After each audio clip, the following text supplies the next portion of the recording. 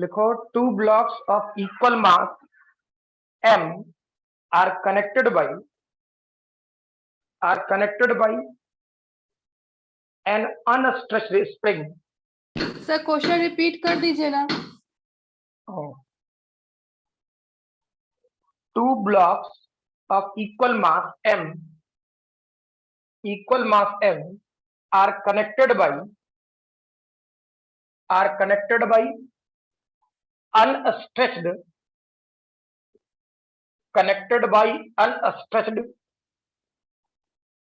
spring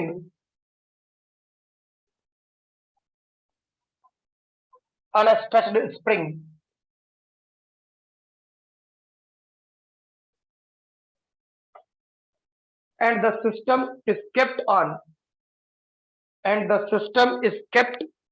at rest on a frictionless horizontal surface.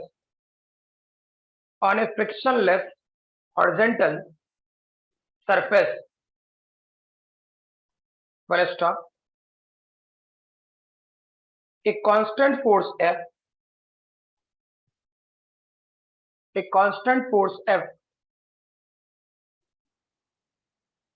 is applied on one of the blocks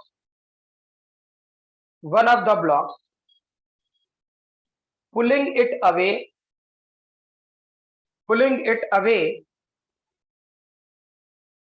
from the other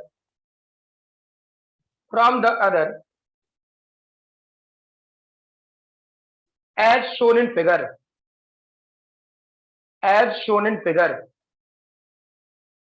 Full stop. पहला question, find the position of center of mass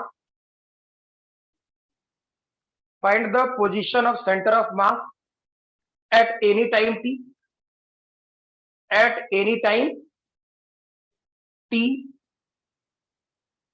Full stop. दूसरा question, if the extension of the spring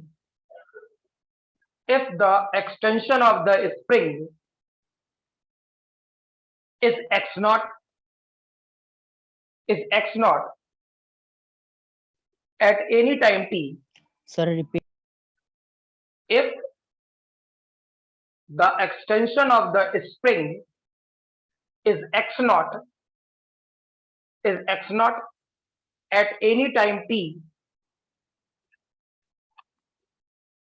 find the displacement of the block at that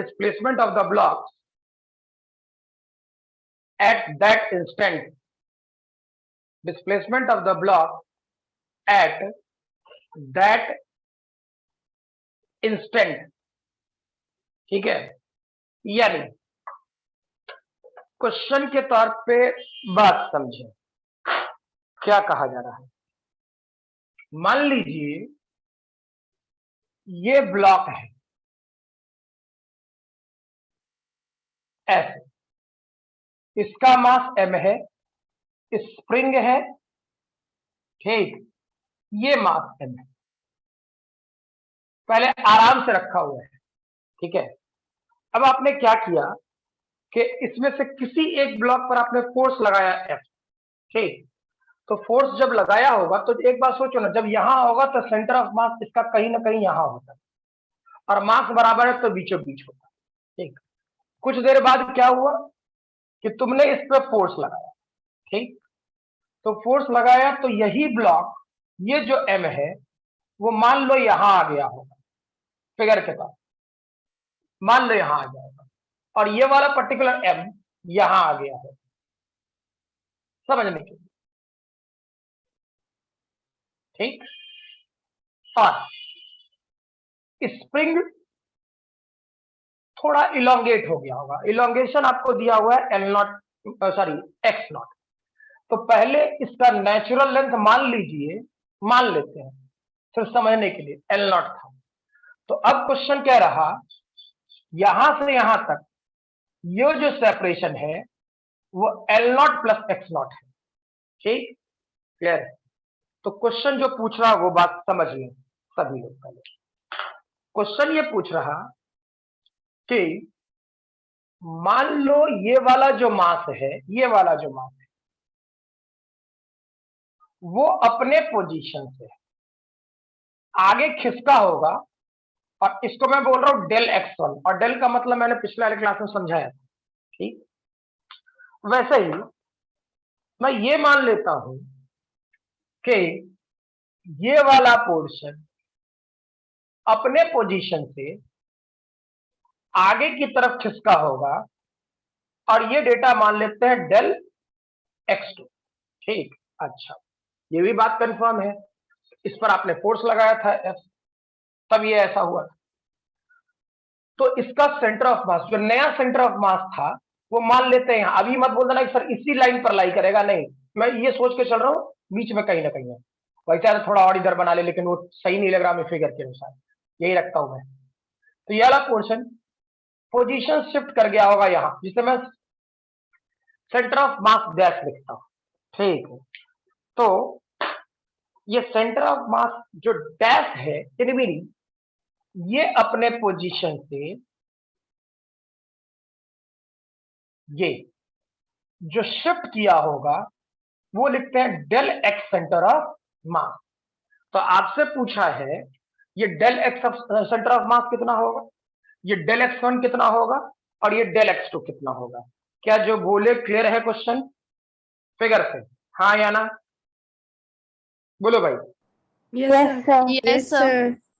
चलिए, clear है तो बनाए भी, जल्दी सोचिए थोड़ा।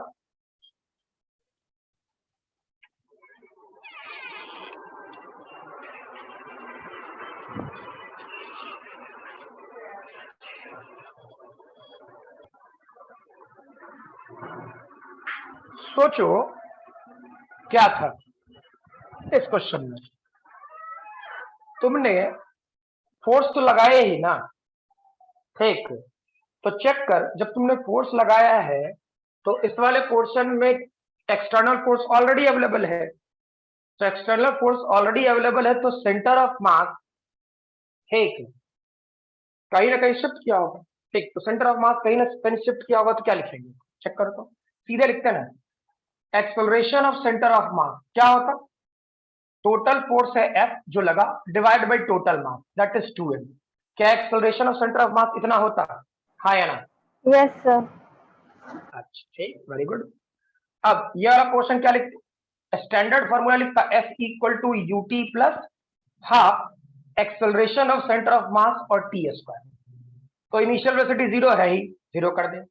अब ये वाला पोर्शन सोच, ये सेंटर ऑफ मास यहां से यहां तक शिफ्ट किया, यानी ये वाला पोर्शन क्या करेगा, del x centre of mass, del x centre of mass, ये वाला पोर्शन कितना, half acceleration of centre of mass कितना होता, ये एफ डिवाइडेड बाई 2m, और ये डेटा टी स्क्वायर, यानी ये वाला पोर्शन क्या होता, F T square divided by 4m। तो सीधा सीधा पहला क्वेश्चन का सॉल्यूशन खत्म हो गया। ठीक है, दूसरे क्वेश्चन का सॉल्यूशन में आते हैं। तो सोचो, जैसे मैंने पिछले वाले क्वेश्चन में कराया था, del x centre of mass क्या होता है, हम लोग लिखेंगे m del x1, m1 del x1 लिखते हैं, तो m1 डेल x1, तो यहां मास m है तो m1 की जगह m लिख दिया। दूसरा क्या लिखते हैं, m del x2 divided by total mass, यानी m प्लस m, यानी ये वाला पोर्शन 2 है। ठीक, तो m मर गया। ठीक है, सोचो तो, क्या डेल एक्ससीएम की वैल्यू निकाल चुके हो पहले से? डेल एक्ससीएम की वैल्यू कितना, F T square divided by 4m। क्या ये वाला पोर्शन ऐसा है? ठीक है, यानी ये वाला डेटा क्या होता, ये डेटा होता del x1 plus del x2 divided by 2। ठीक, इसको 2 से मार दीजिए, ये इक्वेशन नंबर 1 बना दीजिए। ठीक, अब सोचो, मैं ऐसा लिख रहा हूं, अगर जो आप लोगों को ये बातें क्लियर है, ठीक है, फिगर के तौर पर, और फिगर से ये चीज सोचनी है आपको। चेक कर तो, क्या del x2 minus del x1 की वैल्यू x0 है या नहीं है, ये इक्वेशन नंबर 2। अब इस दोनों को सॉल्व करके क्या x1 प्लस x2 निकाला, मतलब del x1 plus del x2 निकाला जा सकता है ना? हाँ या ना, बोलो। Yes sir. इक्वेशन नंबर 1 और इक्वेशन नंबर 2 को सिंप्लीफाई करके क्या हम लोग डेल x1 और डेल x2 की वैल्यू निकाल सकते हैं?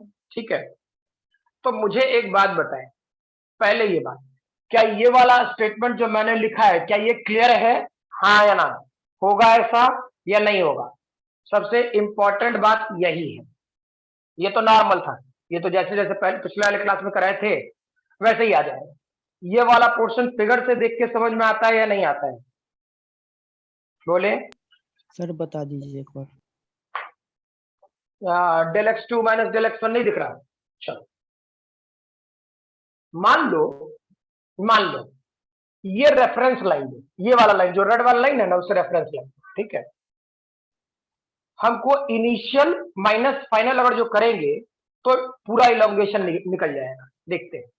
उसको लिखना मत, बस समझना।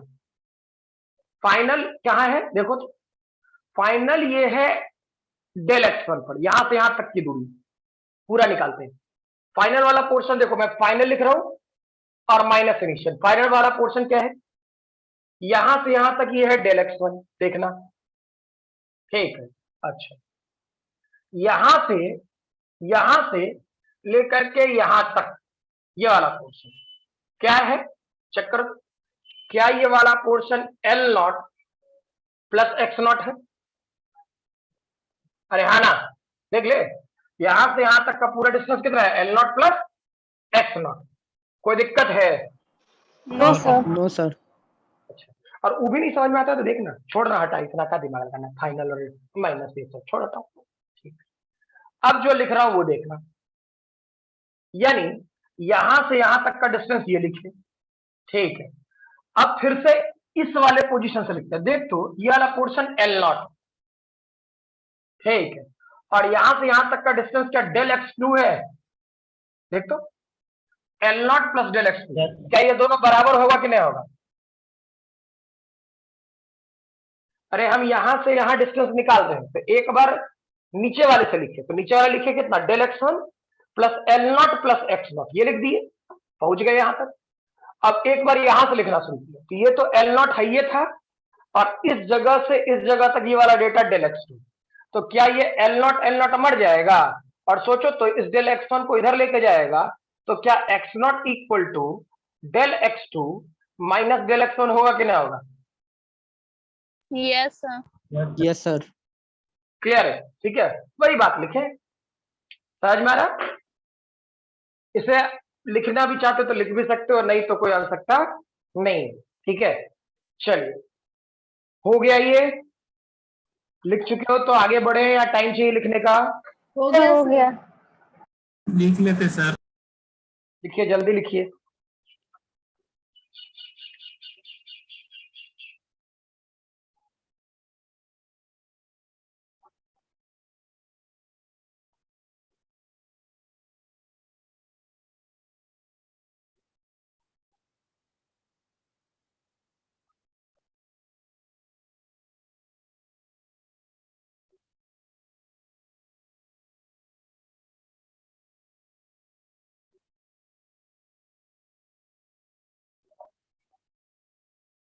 हो जाए तो बता दीजिएगा जल्दी, लेकिन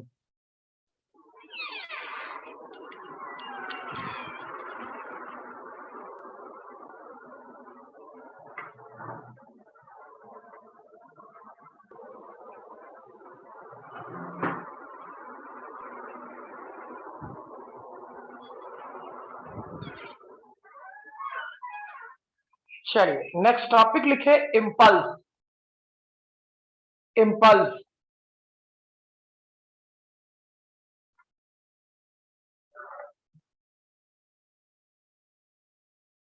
लिखोगे, इम्पल्स में short duration of force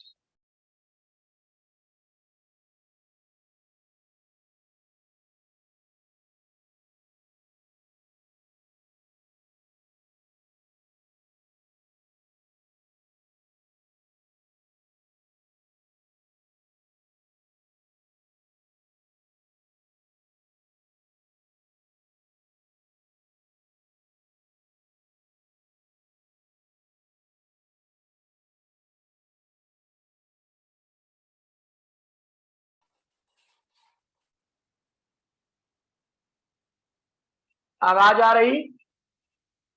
yes sir. हाँ ठीक। लिखोगे इम्पल्स में short duration of force, short duration of force is called impulse, short duration of force is called impulse. ठीक है, यानी कहने का मतलब क्या, जो मैं बार बार कहता था कि आपको मतलब बुरा मत मानना, कमर पकड़ू और धक्का दूं, ठीक है, तो ये क्या है, फोर्स है, ठीक है, लेकिन उसी कमर पर एक लात खींच के मारेंगे, क्लियर, तो ये सेक्शन क्या हो जाएगा, इम्पल्स, जर्क। ठीक, तो रियलिटी में जो अगला टॉपिक पढ़ना है इसमें, इस सेक्शन में, ठीक है, वो सेक्शन वो ज्यादा इंपॉर्टेंट है, मतलब जर्क वाला पार्ट, ठीक है, क्या था, और इसी कारण से कॉलिजन फिर पढ़ेंगे हम लोग। तो मीनिंग ये कि इम्पल्स को क्या डिफाइन करेंगे, short duration of force. Impulse को लिख ले, इम्पल्स कहने का मतलब एफ डॉट डी टी, ठीक, लेकिन यहाँ पे ये डी टी वेक्टर वेक्टर में लिखना, लिखा जाता है वेक्टर में, लिख कोई आवश्यकता नहीं, ठीक है। और ये सेक्शन क्या कहलाएगा, यही सेक्शन रियलिटी में होगा चेंज इन मोमेंटम, ठीक है, यानी कभी भी क्वेश्चन चेंज इन मोमेंटम कह दे निकालने के लिए, कभी भी कह दे चेंज इन मोमेंटम निकालने के लिए, और ग्राफ में क्वेश्चन हो फोर्स और टाइम का, ठीक है, यानी सीधा एक क्वेश्चन सही खत्म, क्वेश्चन क्या, ये पूरा पार्ट ही खत्म करते, ये ऐसा था, और मान लो ये फोर्स और टाइम का ग्राफ है, मान लो ग्राफ ऐसा ऐसा ऐसा ऐसा ऐसा ऐसा ऐसा कुछ होता, ठीक, हम मान लेते, तो क्या करेंगे, रियलिटी में इम्पल्स था एफ डॉट डी टी, तो इसका एरिया याद करो, ऐसा क्वेश्चन तुम लोगों ने किया होगा स्पीड और डिस्टेंस ये सब निकालने के लिए, थर्ड फोर्थ, ठीक, या वर्क डन निकालने के लिए क्या करते, चेक करो, अगर जो इसी क्वेश्चन में ऐसा ही कोई फिगर दे दे और बोल दे कि इम्पल्स बताइए, ठीक, मैं डायरेक्टली इम्पल्स, तो इम्पल्स क्या हो जाता, इम्पल्स के लिए क्या लिखे, area under force time graph, ठीक, यानी इस फिगर को देख के क्या करेंगे, A1 प्लस A3 ऊपर वाले को एक साथ जोड़े और नीचे वाले से घटा दें, पक्का ध्यान रहेगा ये, बोलो भाई, यस सर। ठीक है, लिखे जल्दी,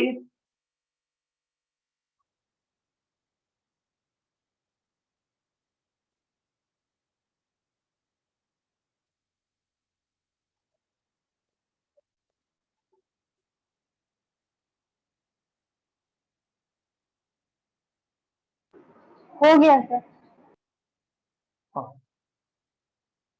नेक्स्ट लिखो,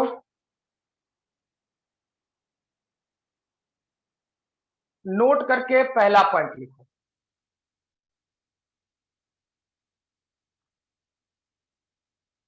usually colliding forces, usually colliding forces are impulsive, usually colliding forces are impulsive,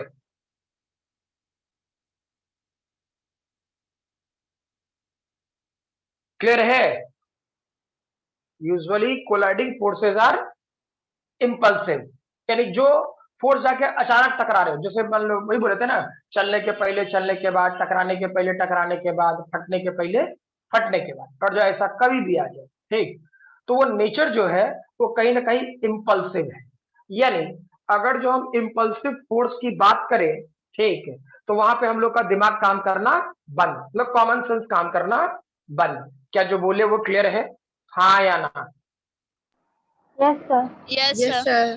sir. Good, दूसरा पॉइंट लिखे, gravitational force and spring force, gravitational force and spring force are always non-impulsive. Gravitational force or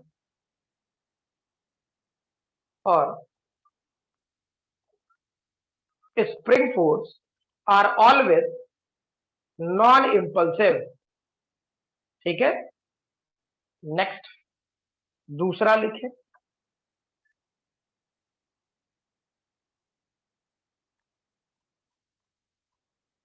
तीसरा लिखे।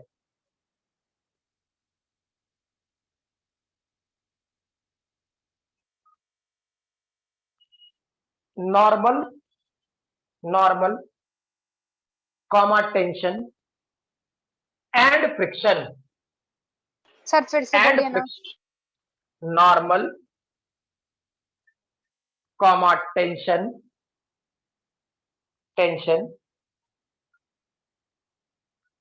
and friction are case dependent, are case dependent।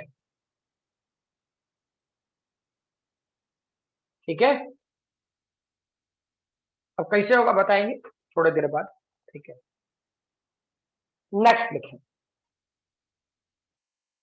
an impulsive force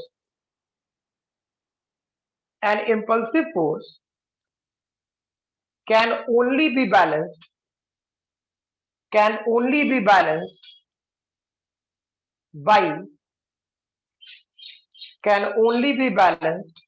by another impulsive force,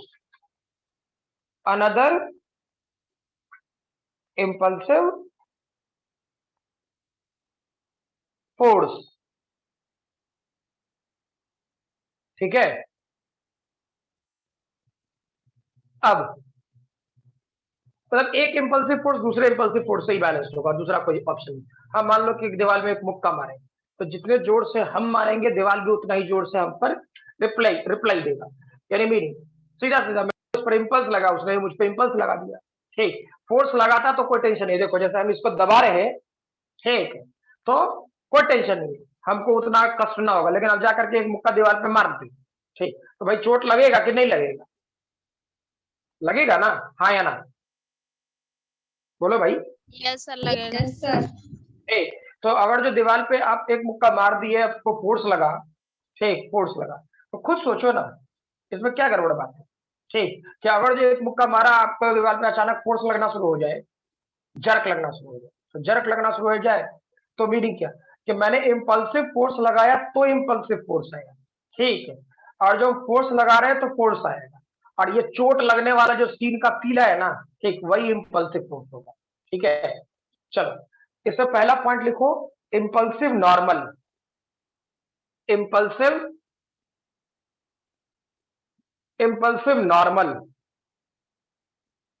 ठीक है, तो check करें क्या था भाई। ये ऐसा सिस्टम है, ये वाला पार्ट ऐसा है, ब्लॉक ऑफ मास m है, और ये वाला part block of mass m है। तो m1 m2 कुछ भी ले सकता है, m1 m2। अब हमको ये बात पता है कि इस वाले पोर्शन से m1g नीचे लगेगा, और इस वाले पोर्शन से m2g नीचे लगेगा।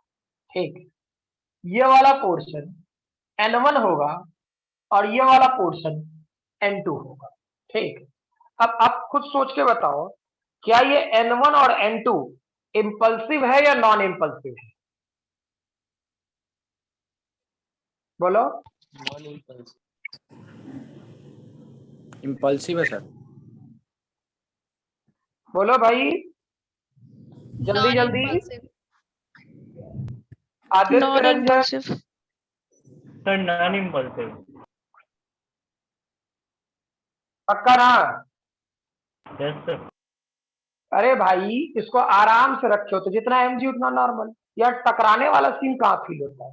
हाँ, अब इस ब्लॉक को ले हम पटक के मारते हैं इससे, नहीं समझ में आ रहा कि एक पत्थर ले छोटा सा और जब इन्हें पटक के खींच के मारे, तब ना इंपल्सिव, हाँ या ना? Yes sir. Yes sir. Yes sir. ठीक है, तो ये वाला जो पोर्शन होता, यानी यहां पर N1 एंड N2, ये दोनों क्या होगा, ये दोनों नॉर्मल नॉन इंपल्सिव है, ठीक। लेकिन सोचो, अगर जो इसकी वेलोसिटी मैं v इस तरफ दे दूं और इसकी वेलोसिटी मैं v इस तरफ दे दूं, ठीक, तो कभी ना कभी जाके टकराता, सोचो, Yes, sir. है ना। और कभी ना कभी जाके टकराता, तो ये टकराता तो इस पर एक नॉर्मल इधर लगाएगा n, और ये बॉडी इस पर एक नॉर्मल इधर लगाएगा n। क्योंकि दोनों का कॉन्टेक्ट सेम है, इसलिए मैंने नाम भी n और n रखा, ठीक है। तो क्या ये नॉर्मल इंपल्सिव है या नॉन इंपल्सिव है? Impulsive, sir. इम्पल्सिव। पक्का, Impulsive. बिल्कुल सही। तो ये वाला पोर्शन खुद पकड़ो, ठीक है। अब सोचो, मान लो फिर से एक फिगर दे रहा हूं, नहीं इधर सर बना। हाँ बोलो। सर वो मेरा वीडियो में से थोड़ा प्रॉब्लम आ रहा है, मतलब स्क्रीन पर कुछ आ ही नहीं रहा है। हाँ, ये कैसे होगा? पता नहीं सर, एक काम, मतलब नेट सही चल रहा है। नेट सही चल रहा है, एक काम करें, आवाज मेरी जा रही है ना? Yes sir. हाँ, तो एक काम करें, आप पहले मीटिंग लीव करो, ठीक है, और फिर से ज्वाइन करो, ओके सर। ठीक, मैं ज्वाइन करा लेता हूँ।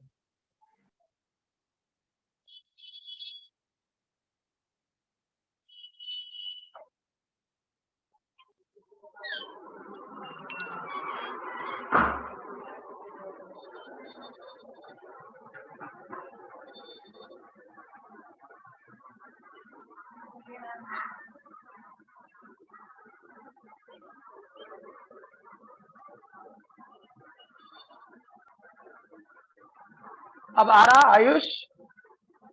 Yes sir. ठीक है। और जब ऐसा कभी भी रहे, ठीक है,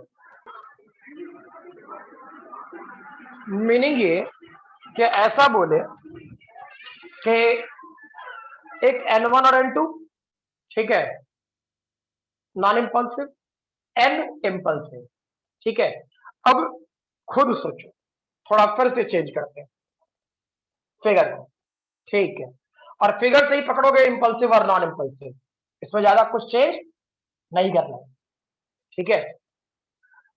इस वाले पोर्शन में एक बात सोचो, मान लो एक ये स्फीयर था और ये ग्राउंड था, मर्जी अपनी, ठीक है, बस दिमाग चलवा रहा हूं। मान लीजिए एक छोटा सा ब्लॉक था ऐसे, ठीक, मान लो इसका मास m1, इसका मास m2, ठीक, इसको ऊपर से नीचे गिरा रहे हैं, ऊपर से नीचे गिरा रहे हैं, ठीक। तो फील करो, क्या m1g नीचे लगता और इस कांटेक्ट के कारण नॉर्मल ऊपर लगता, जिसको हम n1 बोलते हैं, ठीक है। अब सोचो, सिमिलरली ये वाला पार्ट हम नीचे की तरफ ऐसे लगता और ये वाला पार्ट m2g होता, इस कांटेक्ट के कारण नॉर्मल ऊपर लगता जब जाके टकराता, ठीक, और n2 नीचे लगता। क्या इस फ्री बॉडी डायग्राम में किसी को कोई दिक्कत? हाँ ना, पहले ये बात बोलो। No. सर। नहीं नो ना? सर। अच्छा, एक बात बताएं आप मुझे, ठीक है, मतलब बेसिक फंडामेंटल, यहां पे N1 क्या होगा, इंपल्सिव नॉन इंपल्सिव? सोच के। Sir, non-impulsive. Non-impulsive. Non-impulsive. पक्का? Yes, Yes, sir. Yes sir. Yes, sir. अब ये फील आना चाहिए, ठीक, अब इसमें फील ना आए तो गड़बड़ है। ये वाला पोर्शन नॉन इंपल्सिव, ठीक। N2 बताइए। Impulsive. Impulsive. Impulsive. Impulsive, Yes, sir. ठीक है भाई, मान लेते हैं, हम बोलते हैं ये होगा। अभी मत बोलना सर आप बोल रहे तो सही है बोलेंगे, गलत बात वाला स्टेटमेंट नहीं, सोच समझ के बोलो।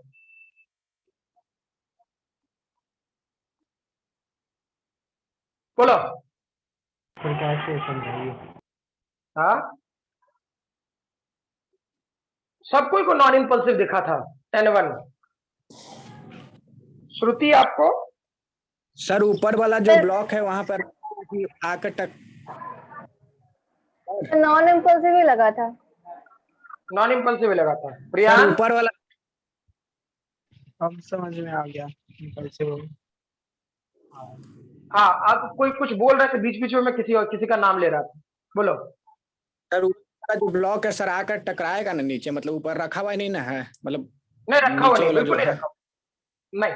तो टकराएगा, इम्पल्सिव ना होगा। हाँ बिल्कुल बिल्कुल। इम्पल्सिव होगा। ठीक है, जैसे मान लो कि एक ब्लॉक पहले हम आराम से रखे हुए हैं, ठीक, हम ब्लॉक एक आराम से रखे हुए हैं M2 M1 वाला, कोई दिक्कत नहीं है, ठीक है, और ऊपर से एक और सिस्टम है उसको आके पटाक दे,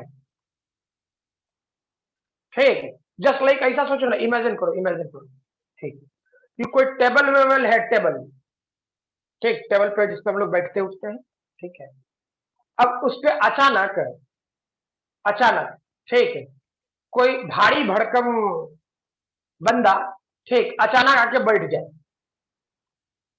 ठीक, देखो वो टेबल ग्राउंड पर था, जिसका मास M1 था, ठीक, और उस पर कोई भारी भरकम बंदा है और अचानक बैठ जाए, ठीक, तो जब वो अचानक बैठेगा तो क्या ये इस वाले पोर्शन में चेक करना, रहे N2 की वैल्यू फील करो ना, मैथमेटिकली क्यों नहीं सोचता, N1 की वैल्यू होता N2 प्लस M1G। अच्छा, मान लेते हैं M1G फिक्स्ड है, लेकिन ये N2 तो इंपल्सिव है ना, N2 तो अचानक चेंज हुआ था ना, हाँ या ना, सोचो तो। Yes sir. क्लियर? N2 तो अचानक आया था, तो ये N1 पहले N1 इक्वल टू MG लगता, ये M1G लगता, ठीक, लेकिन जिस टाइम पे टकराएगा उस टाइम पे अचानक N1 बढ़ेगा, हाँ या ना? Yes, sir. यस सर, अब समझ आया? गए। क्लियर?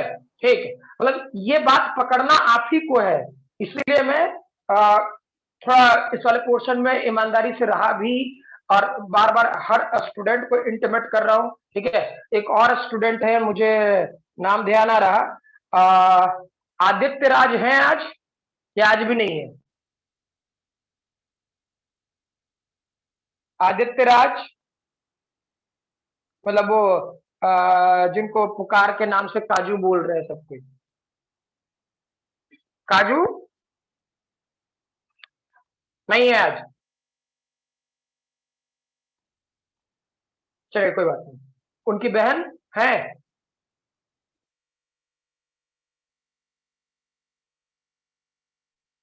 चलिए कोई बात नहीं, वही बात बोल रहे हैं कि देखिए क्लासेस रेगुलरली कीजिए। अब क्या है, अब मैं फिर बाद में जब इंपल्सिव कोर्स पे क्वेश्चन कराना शुरू करूंगा, यानी कॉलिजन एक बहुत बड़ा चैप्टर है, बहुत बड़ा टॉपिक है, ठीक, और खूब सारे क्वेश्चन पूछे जाते हैं उससे। आज के बाद उस कॉन्सेप्ट और उस लॉजिक का इलाज खत्म, अब वो लाइलाज हो गया, वो टॉपिक है लाइलाज हो गया, ठीक, चाहे वो आपके एक फ्रेंड एब्सेंट हो या दो एब्सेंट हो, ठीक, अब तो बोलेगा ठीक है उसका ना टेंशन है, अरे किसी दिन आप भी तो ये गलती कर रहे हैं ना, क्लासेस रेगुलर रहे, बस और कुछ नहीं, ठीक है। थोड़ा और चेंज करते हैं, लॉजिकली सोचना, तो हम एक स्फीयर ऐसा लेते हैं, ठीक है, और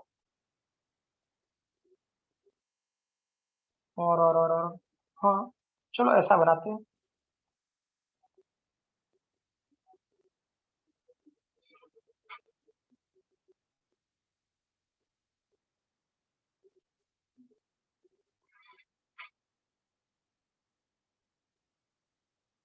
एक स्फीयर ऐसा लेते हैं, ठीक है, समझ मारा, तो इत्मीनान से सोचना, ये वाले पोर्शन में ये मान लो ये वाला पोर्शन, ठीक, बड़ा वाला जो पोर्शन है, ठीक, वो बी से जा रहा होगा, मान लो बी से जा रहा होगा, ठीक है, और ये सामने रेस्ट में होगा, ये वाला पोर्शन शुरुआत में रेस्ट में होगा। ऐसे V1 V2 दे सकते हैं, लेकिन डजंट मैटर, बस लॉजिक के लिए बोल रहा हूँ, ठीक है, रेस्ट में होगा। और ये जो बड़ा वाला ब्लॉक है जाके अचानक घर से टकराया होगा। क्या जो बोले फील आया पहले क्वेश्चन का फ्रेम? हाँ या ना? Yes Yes, sir. फील आया ना? Very good. अब मैं आपसे ये पूछना चाह रहा है कि देखो एक कांटेक्ट तो ये हुआ, तो एक बात तो कंफर्म है कि इसके कारण एक नॉर्मल लगेगा इधर और एक नॉर्मल लगेगा इधर, ठीक, और इस नॉर्मल की वैल्यू हम n और n मानते हैं, ठीक। अच्छा, दूसरा जो नॉर्मल की वैल्यू होगा, मान लेते हैं एक नॉर्मल की वैल्यू ये ग्राउंड के साथ कांटेक्ट में, तो एक नॉर्मल की वैल्यू ये दैट इज n1, ठीक, और एक नॉर्मल की वैल्यू ये दैट इज n2। क्या इतना ही नॉर्मल इस पे काम करता है? हाँ ना? सोच के बताओ तो, फिगर के तौर पे सोच लेना, बोलो। Yes sir. Yes sir. इसे बताइए कौन कौन सा नॉर्मल इंपल्सिव है और कौन कौन सा नॉन इंपल्सिव है? सर n इम्पल्सिव है और n2 और n1 नॉन इम्पल्सिव है। Yes sir. हाँ, Yes, sir. Yes sir. पक्का? सारे इम्पल्सिव है सर। सर दोनों इम्पल्सिव। दो नहीं, तीन नॉर्मल है यार, तीन नॉर्मल है। सर n2 नॉन इम्पल्सिव है। कौन कौन? n2 नॉन इम्पल्सिव और n1 और n इम्पल्सिव है। n1 और n इंपल्सिव है। किसने कहा? श्रुति? Yes sir.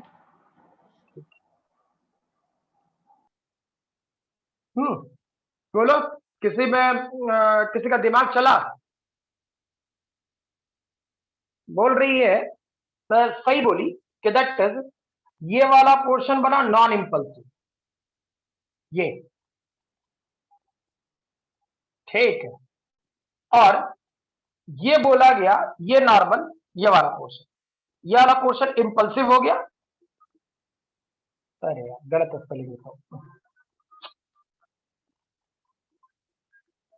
पहले फील कर लो तब तो आगे कॉलेज है, ऐसे ही थेथोलॉजी टाइप का पढ़ लेने हैं। इंपल्सिव, और ये वाला पोर्शन भी इंपल्सिव।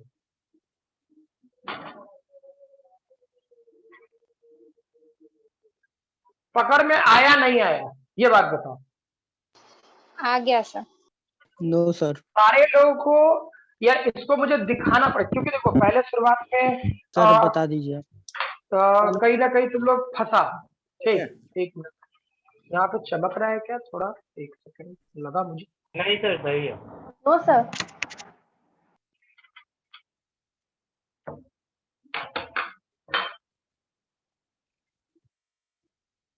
हाँ, मीनिंग ये कि एक बात सोचो कि पहले शुरुआत में सबको लगा कि ये n1 n2 n ये सब जो रेस्ट वेस्ट वाला सीन है, ठीक, तो ये सर इंपल्सिव है, ठीक है। तो एक बात मुझे बताए, ठीक है, कैसे, मतलब क्या चला दिमाग में कि हाँ ये इंपल्सिव है नॉन इंपल्सिव है, कैसे? ठीक, देखो फील करो, ठीक है, मतलब जो चीजों की जरूरत है बस उतना बोल रहा हूं, है ना? फील कर, ये नॉर्मल n1 इधर था, ठीक, और इसका इसका पॉइंट ऑफ कांटेक्ट होने के कारण जरूरी नहीं है कि ये सेंटर पे लगेगा, ठीक, लेकिन चेक करो ये n1 ऊपर था, लेकिन इसका मास इसके रेस्पेक्ट में, इसके शेप एंड साइज के रेस्पेक्ट में ये वाला पोर्शन मैंने छोटा बनाया है। हाँ या ना? फील करो, Yes, sir. इसका शेप एंड साइज मैंने छोटा बनाया, जानबूझ के छोटा बनाया, ठीक, ताकि तुम लोगों को लॉजिक क्रिएट करने में तकलीफ ना हो, ठीक है। तो चेक कर कि इस वाले पोर्शन में ये जो नॉर्मल इसके पर लग रहा है इधर, ठीक, ये n, ये लगभग सेंटर से ही गुजरेगा, हाँ या ना? प्रियांश? Yes sir. क्लियर है? इसके रेस्पेक्ट में ये वाला, भले फिगर मैंने तुमको जानबूझ करके बड़ा बड़ा बना दिया, वो अलग मैटर है, ठीक, समझाने के लिए कि देख भाई फिगर बनाएंगे तो फिगर बनाने का जगह देगा तब ये ना बनाएंगे, तो इस कारण से थोड़ा बड़ा बड़ा फिगर बनाया, और क्या। तो चेक करो, इसका एक कंपोनेंट इधर लगेगा और इसका एक कंपोनेंट इधर लगेगा इस नॉर्मल का, ठीक। तो ये N1 अगर जो शुरुआत में नॉन इंपल्सिव भी था, टकराने के जस्ट पहले ये नॉन इंपल्सिव भी था, तो टकराते के साथ इस नॉर्मल का इधर वाला जो कंपोनेंट होगा, परपेंडिकुलर वाला, नीचे वाला, ठीक, क्या इस नॉर्मल की वैल्यू को अचानक बढ़ाएगा? हाँ ना? सोचो। सर अरे बोल नहीं भाई। सर एक बार और हाँ? नहीं सर, नहीं समझ में आया सर क्या? ठीक है, कोई दिक्कत नहीं। तो जितनी बार पूछेगा उतना बार, तभी कॉलिजन और रोटेशन अच्छा होगा, ठीक है। ये बात फील आना चाहिए, क्योंकि देखो सब कोई थ्योरी थ्योरी पढ़ाने लगे तो बोल तो रहा है इम्पल्सिव फोर्स का हम कितना थ्योरी दिया हमारा को पता है, ठीक है। और उसके लॉजिक के हिसाब से काम करे तो क्या सोचना है वो बात फिगर से समझो तो ज्यादा बढ़िया है, ठीक। मैंने ये कहा इसका शेप इसके रेस्पेक्ट में बहुत बड़ा है, हाँ ना? Yes sir. तो इसके रेस्पेक्ट में ये वाला मास लगभग पॉइंट मास होगा। Yes feel sir. करो। Yes sir. तो ये पॉइंट मास होगा, तो इस पे लगने वाला ये जो नॉर्मल है वो लगभग इसके सेंटरे से गुजरेगा। सोचो। यस अरे आना सर। क्लियर है? मतलब एकदम बिल्कुल कॉन्सेप्चुअली सोचो, क्योंकि रीजन इसी से कॉलिजन पढ़ना है, इसी से वेरिएबल मास सिस्टम पढ़ना है, इसी कॉन्सेप्ट से हमको रोटेशनल मोशन में जब कॉलिजन आएगा तो पढ़ना है, ठीक।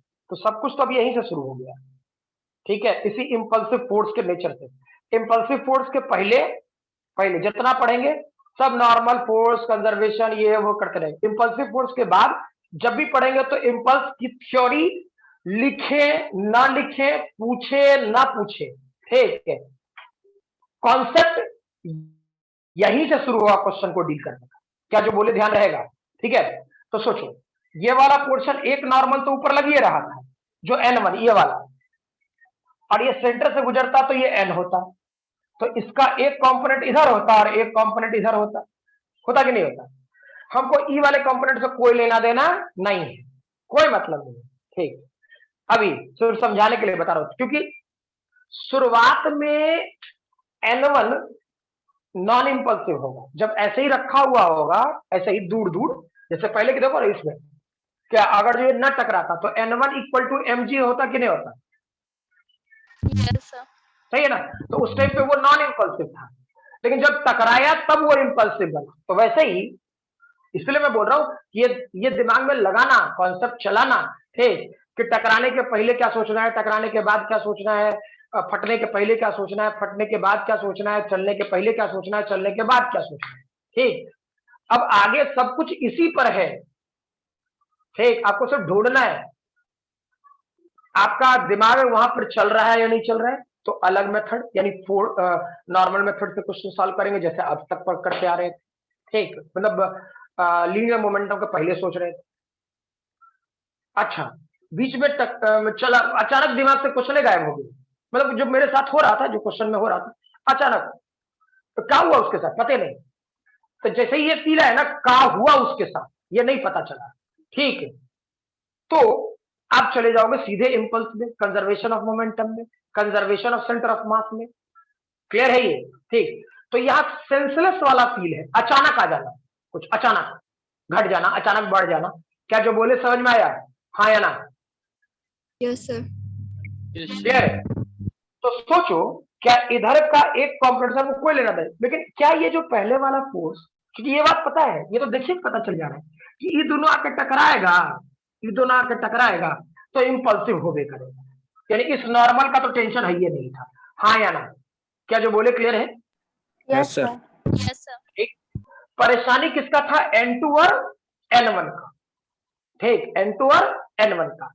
अब सोचो, इस वाले पोर्शन में N इस तरफ आया तो इसका एक कंपोनेंट इधर और एक कंपोनेंट इधर, ठीक। तो क्या ये नॉर्मल N1 जैसे ही टकराएगा तो इस नॉर्मल के कारण इधर जो कंपोनेंट आएगा उसके कारण क्या नॉर्मल की वैल्यू में अचानक इंक्रीमेंट होगा, हाँ या ना, n1 की वैल्यू में?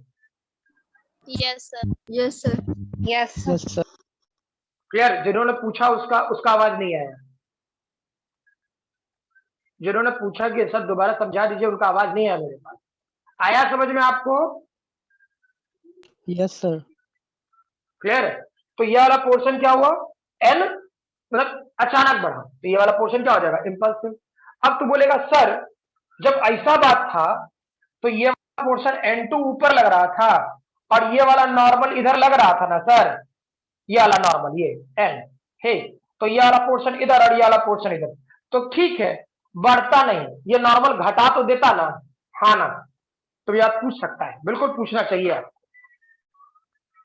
क्या सही बोल रहे हैं, हाँ ना? yes, sir. Yes, sir. Clear?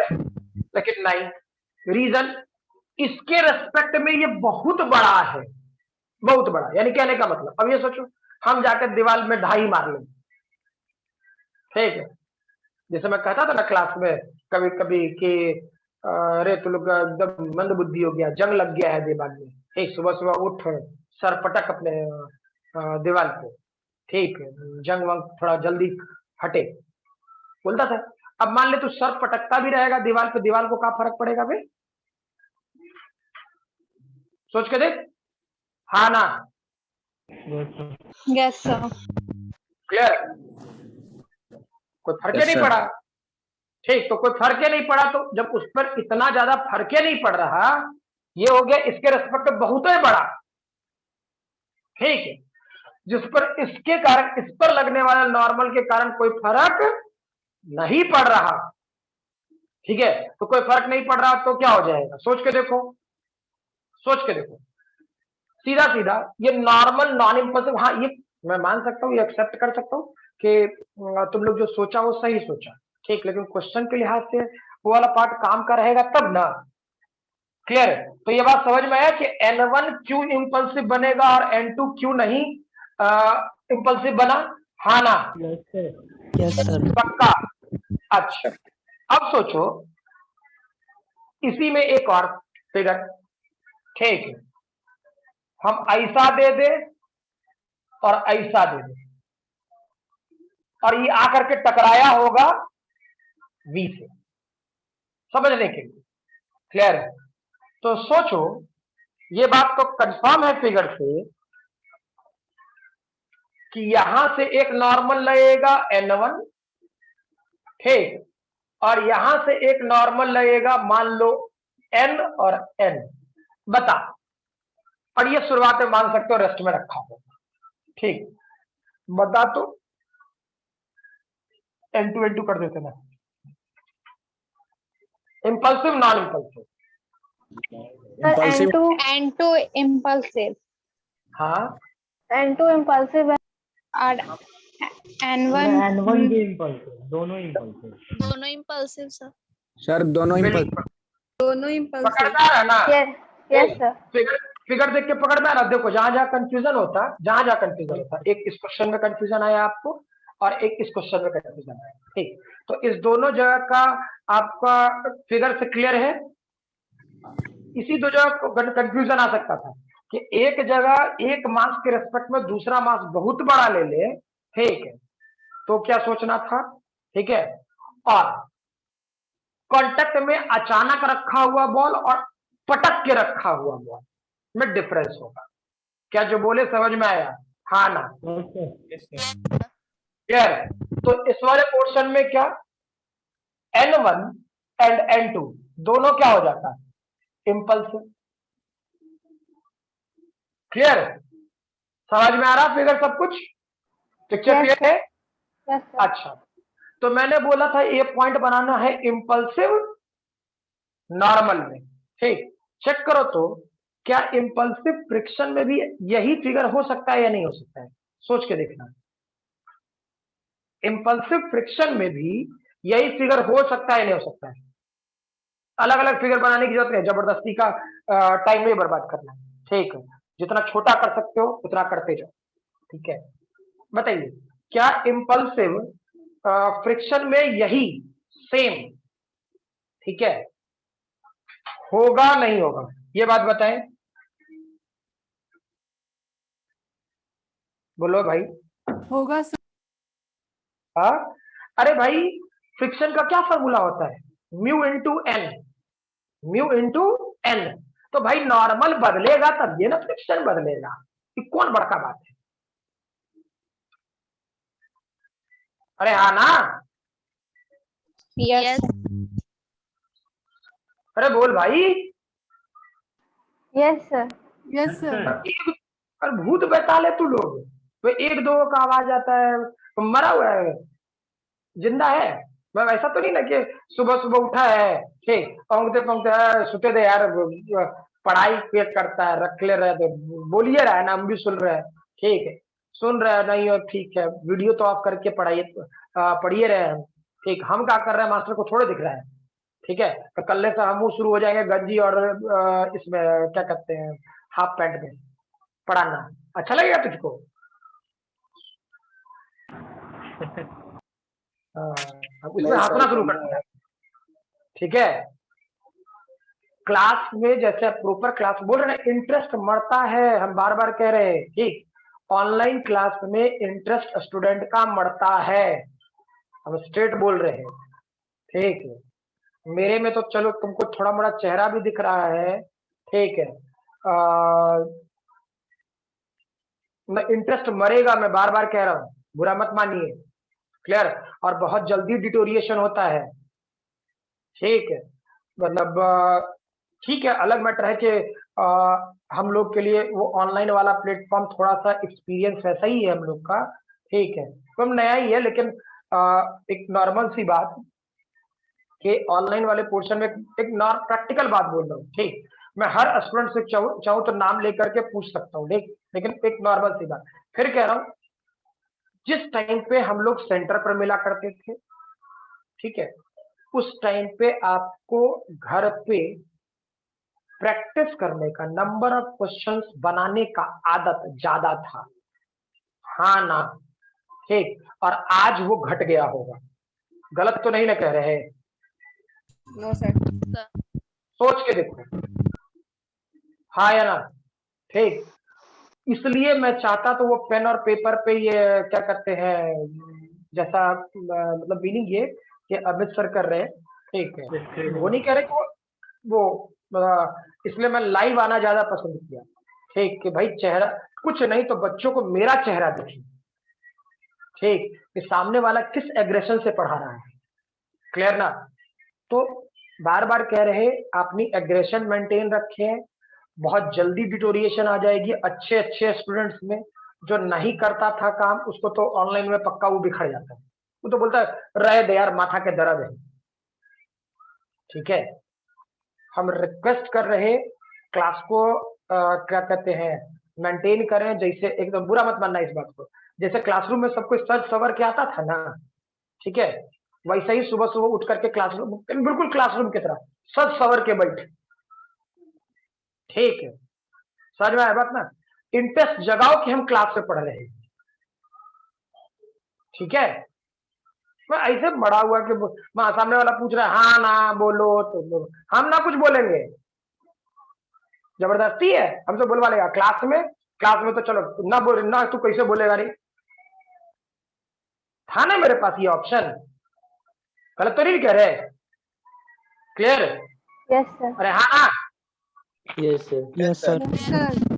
Straight कह रहे इंटरेस्ट बचाइए अपना, ठीक है, कैरियर है, इंटरेस्ट बचाइए, इंटरेस्ट मर गया, ठीक।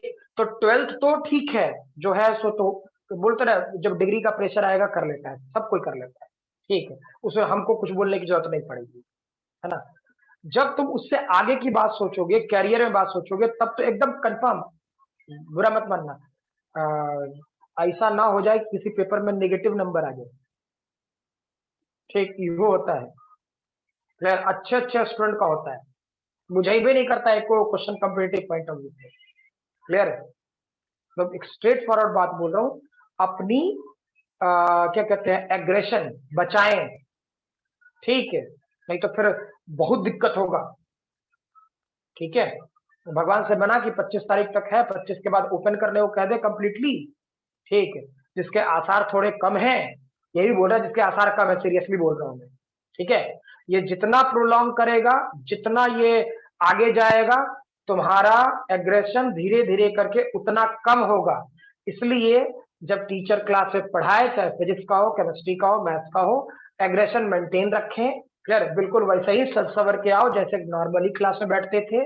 ठीक है, और एकदम सर ये कैसे हुआ, ये क्या हुआ, ठीक, कम्युनिकेट करो। ठीक है, समझ में आ रहा बात? तब तुम हमको फील आएगा तुम जिंदा है। समझ में आना बात? डायरेक्टली बोल रहा हूँ, मुझको फील आएगा मुझे तुम जिंदा है। ठीक है, अब सोचो, मैंने बोला इंपल्सिव फ्रिक्शन। इंपल्सिव फ्रिक्शन का क्या होता है फॉर्मूला? फ्रिक्शन का क्या होता है? Mu into N. क्लियर? तो क्या जहां जहां अगर जो ये कांटेक्ट था, जैसा भी कांटेक्ट था, हमको नहीं मतलब, जैसा भी कांटेक्ट था, ठीक है, अगर जो सभी सरफेसेस को रफ बनाते हैं, मान लेते हैं, ठीक, तो जहां जहां नॉन इंपल्सिव नॉर्मल होगा वहां नॉन इंपल्सिव फ्रिक्शन डेवलप होगा। अरे हाँ ना? सोचो। Yes, sir. और जहां जहां इंपल्सिव फ्रिक्शन होगा, जहां जहां इंपल्सिव नॉर्मल होगा, वहां वहां इंपल्सिव फ्रिक्शन डेवलप होगा। क्या सही है? Yes, sir. सोचो मीनिंग के तौर, ठीक है, मीनिंग के तौर पे खुद पकड़ो कि चाहे वो इंपल्सिव नॉर्मल का थ्योरी पढ़ते या फिर इंपल्सिव फ्रिक्शन का थ्योरी पढ़े, है तो दोनों सेम, सिर्फ एक फॉर्मूले का अंतर, एक में सिर्फ नॉर्मल नॉर्मल नॉर्मल करते रह गए और एक में उसी नॉर्मल के साथ म्यू को मल्टीप्लाई कर दे तो फ्रिक्शनल फोर्स हो गया। अरे हाँ ना? क्लियर है? Yes, ठीक है, sir. तो एक काम करना, इसका मतलब सीधा लिखना, impulsive normal and impulsive friction दोनों के लिए इसी टाइप का फिगर होगा, पहला। दूसरा, लास्ट में ये स्टेटमेंट जरूर लिख देना, जहां पर इंपल्सिव नॉर्मल होगा वहां पर इंपल्सिव फ्रिक्शन आएगा, अगर जो सरफेस रफ है तो। कंडीशन, अगर जो सरफेस रफ है तो, ठीक है, और जहां जहां नॉन इंपल्सिव नॉर्मल होगा वहां वहां नॉन इंपल्सिव फ्रिक्शन आएगा, अगर जो सरफेस रफ है तो। क्या ध्यान रहेगा ये बात? Yes, sir. चलिए ठीक है, इस वाले पार्ट का फिगर लिख ले। लिख चुका है या टाइम देना पड़े? हो गया सर। हाँ? हो गया सर। चलिए ठीक है, तो स्क्रीनशॉट नेक्स्ट क्या क्या बोला सर, स्क्रीनशॉट ले लीजिए, लेकिन कॉपी पे लिख लीजिएगा याद से।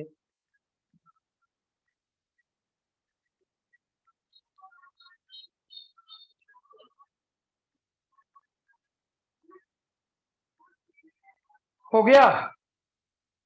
यस सर, हो गया।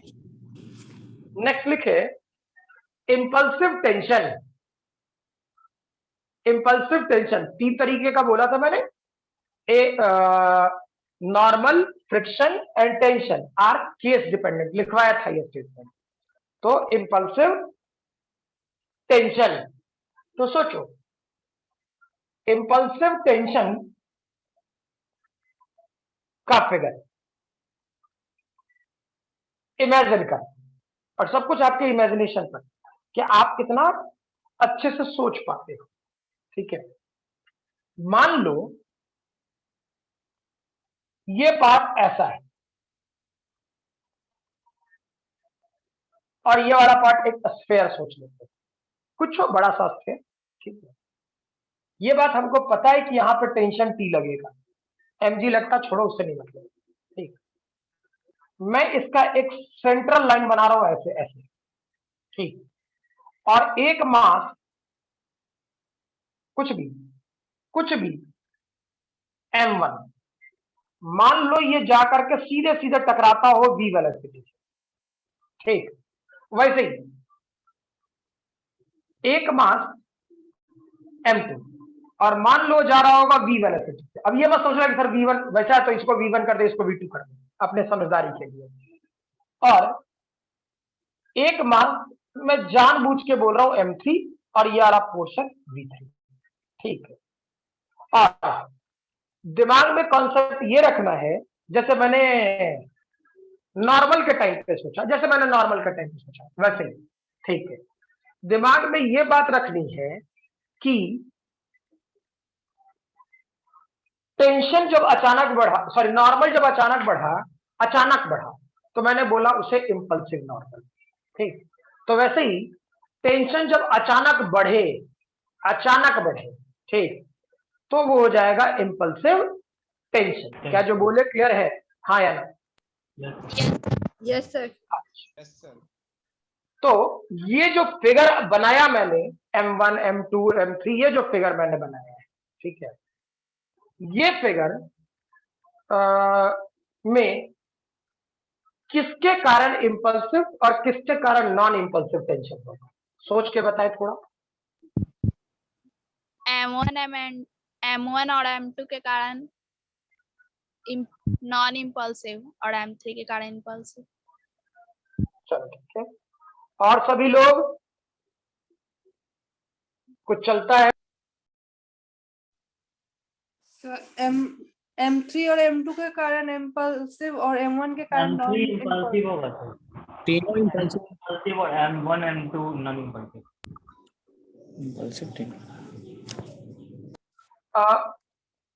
और सभी लोगों का बोले। Sir M1 M2 non impulsive और M3 इम्पल्सिव। पक्का ना? Yes sir. सभी लोग इसके कारण यस सर। जो डेवलप होगा वो नॉन इम्पल्सिव होगा, ठीक है, और इसके कारण भी non impulsive.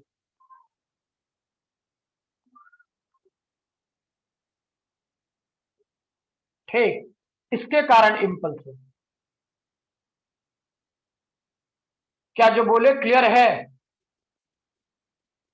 Yes sir. Confirm है? ठीक, क्यों? ई जाके टकराएगा तो टेंशन अचानक, मतलब टेंशन ही गायब कर देगा। ई जाएगा तो ये तो सीधे सीधे गया, तो इसके अलार्म तो ये लगा नहीं है, अगर जो नॉर्मल लगाएगा भी, कुछ करेगा भी, चेंजो आएगा, ठीक, तो ये तो इस डायरेक्शन में आएगा, ठीक, सीधे सीधे, तो कोई फर्क पड़ेगा नहीं। ई अगर जो ज्यादा कस के टकरा गया तो अचानक टेंशन है 0, हाँ या ना? बोलो। Yes sir. Yes sir. अगर जो कस के जाके टकरा गया कोई, ठीक, तो ये पता लगा ये टेंशन गायब हो जाएगा। अब टेंशन गायब हो गया, ठीक, तो खुद फील कीजिएगा, और जो टेंशन गायब हो गया तो भाई हम जिसको निकाल रहे वही नहीं, तो काय का इंपल्सिव, काय का नॉन इंपल्सिव, हम सीधे बोलेंगे टेंशन है ना है, हाँ ना? Yes sir. ठीक है, लेकिन ये जब जाके टकराएगा तो चेक करो, अचानक एक जर्क, ठीक है, इसका कॉम्पोनेंट बिल्कुल वही वाला कहानी जो अभी बताए थे, कि जब जाके टकराएगा तो इस पे एक नॉर्मल इधर लगाएगा, और ये इधर और ये इधर, तो हमको इधर वाले पार्ट से कोई लेना देना नहीं, लेकिन इसके ऊपर तो टेंशन था ना, और ये जो अचानक नीचे की तरफ इसका कॉम्पोनेंट इधर आएगा, क्या वो टेंशन की वैल्यू में चेंज करेगा, हाँ या ना? Yes sir. क्लियर? तो टेंशन की वैल्यू में चेंज करेगा, और चेंज अचानक हुआ है, इसलिए ये वाला पोर्शन इंपल्सिव। क्लियर है, हाँ ना? सभी लोग? Yes, sir. ठीक है, टाइम है, पता नहीं, देख लो। चलिए, आज यहाँ तक क्लियर है ना सबको? को yes yes sir. Sir. Yes, sir. Yes sir. तो आज वाले क्लास में यही तक रहने देते हैं, लिख लीजिए इसको। आपका इम्पल्स की थ्योरी खत्म, ठीक है। अगले दिन हो सकता है आपका इसका न्यूमेरिकल और कॉलिजन में भी मैं पहुंच जाऊं, कॉलिजन वाले चैप्टर में, ठीक है। चलिए लिख लीजिए इसे, जस्ट अगले क्लास।